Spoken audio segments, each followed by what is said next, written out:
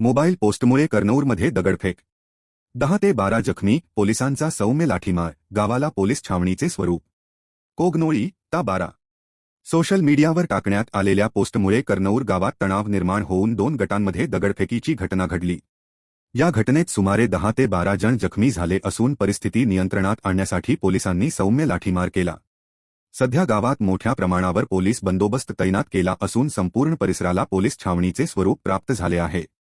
मिळालेल्या माहितीनुसार सोशल मीडियावर टाकण्यात आलेल्या एका पोस्टमुळे 2 गटांमध्ये वाद निर्माण झाला। सुरुवातीला शाब्दिक बाचाबाची झाली, मात्र काही वेळातच हा वाद चिघळून दगडफेक सुरू झाली। दगडफेक झाल्याने परिसरात भीतीचे वातावरण निर्माण झाले।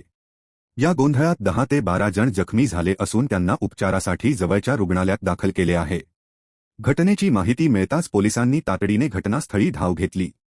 परिस्थिती नियंत्रणाबाहेर जाऊ नये म्हणून पोलिसांनी सौम्य लाठीमार करून जमाव पांगवला। तसेच संभाव्य अनुचित प्रकार टाळण्यासाठी अतिरिक्त पोलीस फौजफाटा गावात तैनात करण्यात आला आहे। दरम्यान या घटनेमुळे कर्नूर परिसरात तणावपूर्ण शांतता आहे। पोलिसांनी नागरिकांना अफवांवर विश्वास न ठेवण्याचे आणि शांतता राखण्याचे आवाहन केले आहे। कायदा व सुव्यवस्था अबाधित राखण्यासाठी पोलीस प्रशासन सतर्क असून परिस्थितीवर बारकाईने लक्ष ठेवले जात आहे। गावातील नागरिकांनी संयम बाळगून प्रशासनाला सहकार्य करावे असे आवाहन पोलिसांकडून केले आहे। घटनास्थळी जिल्हा पोलीस प्रमुख योगेश कुमार गुप्ता, अप्पर पोलीस उपाधीक्षक धीरज कुमार, उपविभागीय पोलीस उपाधीक्षक सुशांत शिरसाठ, स्थानिक गुन्हे अन्वेषणचे सुशांत चव्हाण, गंगाधर गावटे, पोलीस निरीक्षक गांधीनगर, मुरगुड, करवीर उपस्थित होते।